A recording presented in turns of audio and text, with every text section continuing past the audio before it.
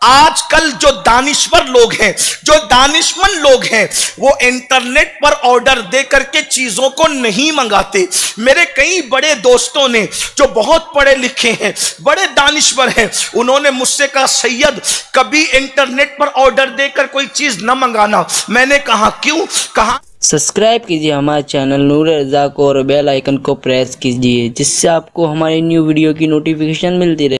और सीरियल के बाद जो दूसरा सबसे जहरीला हमारे ईमान और माशरे को लूटने वाली चीज है, वो सोशल मीडिया का गलत इस्तेमाल है। बच्चियों को क्या जरूरत है कि वो फेसबुक का इस्तेमाल करें? बच्चियों को क्या जरूरत है कि अल्लाह अकबर वो इंटरनेट का मिसयूज करें? अल्लाह अकबर। आज फेसबुक की बुनियाद पर, इसी तरीके से दूसरे जो ऐप्स हैं उसकी बुनियाद पर बच्चियां बाहर किसी से राब्ता कायम करती है, अल्लाह अकबर, और फिर उसको बरगलाया जाता है, उसको हथेली में जन्नत दिखाई जाती है, उसके साथ वादे किए जाते हैं, उसके साथ अल्लाह अकबर बड़ी बड़ी बातें की जाती है। जो बच्चियां 13 साल से लेकर के 25 साल की उम्र की है और मुझसे उम्र में छोटी है, या तो वो मेरी बहन के बराबर है या तो वो मेरी बेटी के बराबर है, मैं उनसे ये बात कहना चाहता हूं, बड़े भाई या बाप की हैसियत से, ऐ मेरी कौम की बेटियों बताओ, अल्लाह अकबर, लम्हों की खुशियों के लिए तुम हमेशा की जिंदगी को आग लगा रही हो? जरा गौर तो करो। अल्लाह अकबर। आजकल जो दानिश्वर लोग हैं, जो दानिशमंद लोग हैं, वो इंटरनेट पर ऑर्डर दे करके चीजों को नहीं मंगाते। मेरे कई बड़े दोस्तों ने जो बहुत पढ़े लिखे हैं, बड़े दानिश्वर हैं, उन्होंने मुझसे कहा सैयद कभी इंटरनेट पर ऑर्डर देकर कोई चीज न मंगाना। मैंने कहा क्यों? कहा कि ये बताते कुछ और हैं और भिजाते कुछ और हैं। मुझे बताओ तो सही, होशियार लोग इंटरनेट पर जूते नहीं मंगाते क्योंकि बताते कुछ और है और भिजाते कुछ और है। होशियार लोग इंटरनेट पर कपड़े भी नहीं मंगाते क्योंकि लोग दिखाते कुछ और है और भिजाते कुछ और है। मेरी बहनों मुझे बताओ, मेरी कौम की बेटियों मुझे बताओ, जिन जूतों को 6 महीने इस्तेमाल करके हमने भंगार में फेंक देना है, जब वो हम इंटरनेट पर इसलिए नहीं मंगा रहे हैं कि वो बताते कुछ और है, भिजाते कुछ और है, तो जिंदगी का साथी इंटरनेट के जरिए कैसे ढूंढा जा सकता है? जब इंटरनेट पर चीजें दिखाई कुछ और जाती है और भिजाई कुछ और जाती है, तो फेसबुक पर जिसका चेहरा गोरा नजर आए, क्या जरूरी है कि वो हकीकत में खूबसूरत हो? इंटरनेट पर जो तस्वीर हो, क्या जरूरी है कि वो वैसा ही है? चले तस्वीर वैसी हो, कोई जरूरी है कि जिसका चेहरा खूबसूरत हो उसका किरदार भी खूबसूरत हो? क्या कोई जरूरी है जिसके कपड़े खूबसूरत हो उसका खानदान भी खूबसूरत हो? याद रखना, गोरी चमड़ी के एवज में दीन धर्म का सौदा करके जहन्नम को खरीदने वालियों, कौम की बेटियों, तुम्हारा कोई पुरसाने हाल न रहेगा। मेरे इमाम ने कहा था, ठोकरें खाते फिरोगे उनके दर पे पड़ रहो, ठोकरें खाते फिरोगे उनके दर पे पड़ रहो। काफिला तो ए रजा अव्वल गया आखिर गया। इंटरनेट के फोटोओं पर फिदा होकर, फेसबुक की तस्वीरों पर फिदा होकर अपने माँ बाप के साथ बगावत करने वाली बच्चियों, सुन लो, मजहब तो ये कहता है जो माँ बाप का दिल दुखा के काबे को जाए उसको सवाब नहीं मिलता, तो जो माँ बाप के साथ बगावत करके शादियां करे उसको खुशियां कैसे मिल सकती है? बताओ कैसे खुशियां मिल सकती है? तुम खुशियों के लिए दर दर की भिखारन बनी हो। अरे खुशियां तो तुम्हारे कदमों में चल कर आएगी। मुस्तफा जाने रहमत की कनीज तो बनकर देखो, इसलिए कि सारी खुशियां मुस्तफा जाने रहमत के कदमों में है। मेरे इमाम कहते हैं, उनके निसार कोई कैसे ही रंज में हो, जब याद आ गए हैं सब गम भुला दिए हैं। अगर रिश्ते नहीं आते अपने मजहब से वफा करो, अगर रिश्ते नहीं आते अपने नबी से वफा करो। और एक बात कहूं, अगर तुम हराम ताल्लुकात कायम करके अपने हम मजहब लड़के से शादी करो, माँ बाप का दिल दुखा के, तो भी तुम्हें खुशियां नहीं मिल सकती। और अगर तुम नबी से बगावत करके मजहब के खिलाफ लड़के से शादी करो, तो तुमने किसका दिल दुखाया? किसका दिल दुखाया? अल्लाह के महबूब का। कब्र अनवर में तुमने रसूलुल्लाह को तड़पाया, हुजूर को रंजीदा किया।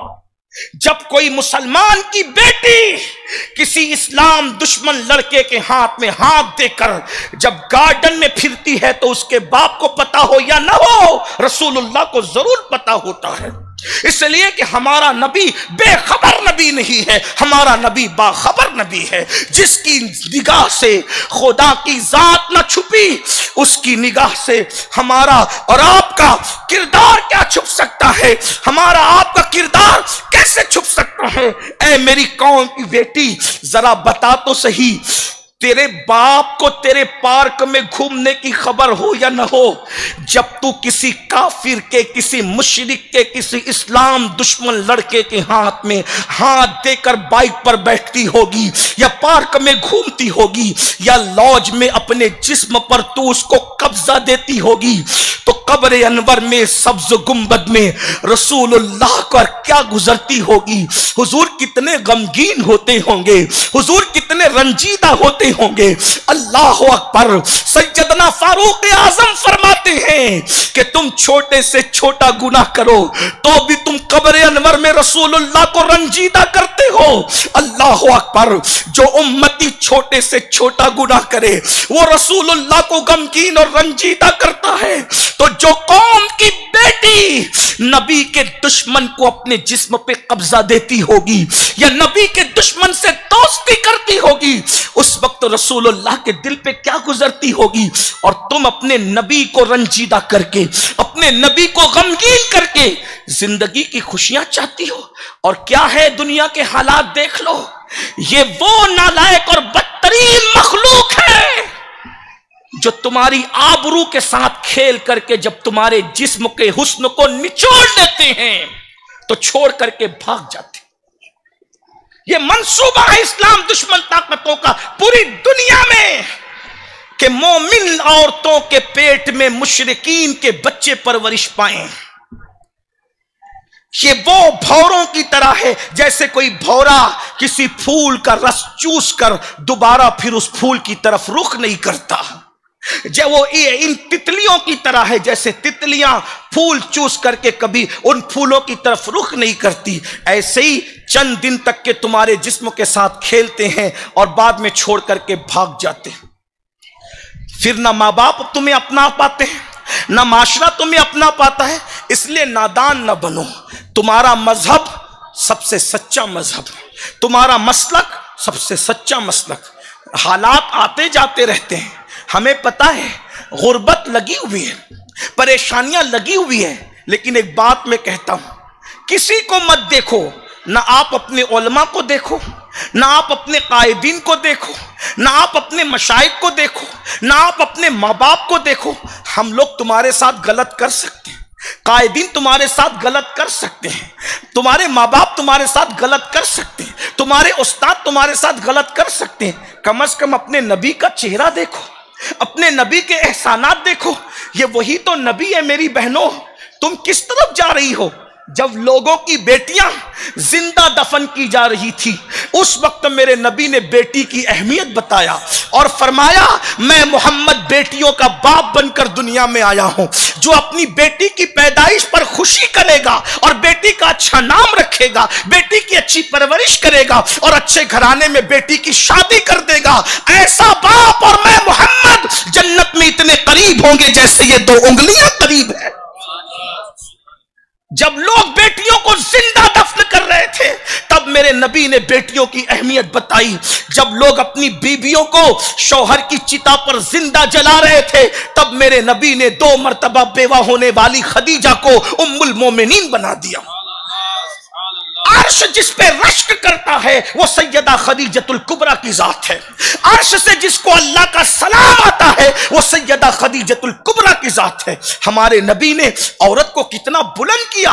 उस मजहब की मानने वाली औरतें इंटरनेट की बुनियाद पर, गलत प्रोपेगेंडे की बुनियाद पर, बेसब्री की बुनियाद पर, गुर्बत का बहाना करके, रिश्ते न आने का बहाना करके, माँ बाप की बेवफाई का बहाना करके, भाइयों की बदअखलाकी का बहाना करके, वहाबियों के ताने और जुल्म का बहाना करके अगर किसी तरफ जाना चाहें तो उसको इजाजत नहीं है। तुम्हारे साथ सबने बेवफाई की, हमने मान लिया, लेकिन जाने वफा मुस्तफा जाने रहमत तो तुमसे मोहब्बत करते हैं ना, जाने वफा मुस्तफा जाने रहमत तो तुमसे प्यार करते हैं ना।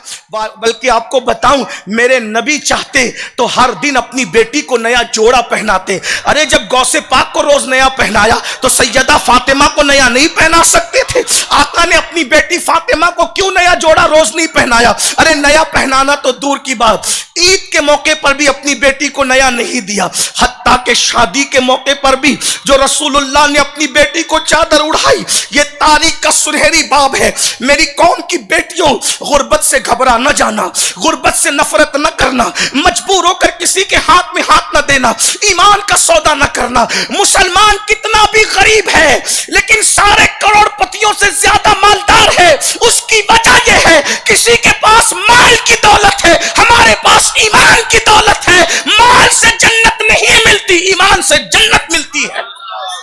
इसलिए ईमान की अहमियत को समझो।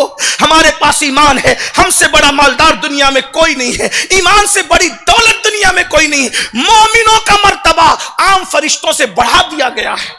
फरिश्तों के मर्तबे से पाकबाज मुत्तकी मोमिनों का मर्तबा बढ़ा दिया गया। फरिश्ते जिनको रश्क की निगाह से देखते हैं वो वफादार मोमिन है, वो सच्चे मोमिन है, वो सच्ची मोमिनात है। ऐ खातून जन्नत की कनीजों, अल्लाह के रसूल अलैहिस्सलाम ने मेरी कौम की बेटियां, बेसब्र बेटियां जिनको दीन नहीं पता, मजहब नहीं पता, मजहब की तालीम नहीं पता, सुन लो, रसूलुल्लाह ने दुनिया का सबसे मालदार इंसान मेरा नबी है, दुनिया से सबसे मालदार इंसान मेरा नबी है। कोई मालदार नहीं इतना जितना मेरा नबी मालदार है। कितना मालदार? कोई एक मुल्क का बादशाह, कोई 2 मुल्क का बादशाह, कोई 3 मुल्क का बादशाह, तन्हा मेरा नबी वो बादशाह है कि अर्श से लेके तहतुस्सरा तक उसकी हुकूमत है। नहीं उनके मिल्क में आसमां के जमीन नहीं, के ज़मा नहीं, खालिक कुल ने आपको मालिक कुल बना दिया। दोनों जहां है आपके कब्ज़ा व इख्तियार में, मालिक कौनैन है, गोपास कुछ रखते नहीं, दो जहां की नेमतें हैं उनके खाली हाथ में। पहले दिन से लेके आज तक, आज से लेके कयामत तक, कयामत में जन्नत भी बटेगी तो मुस्तफा जाने रहमत के हाथों से बटेगी। जिसको जन्नत भी लेना है नबी रहमत के हाथों से लेगा। वो जहन्नम में गया जो उनसे मुस्तगनी हुआ है खलीलुल्लाह को हाजत रसूलुल्लाह की।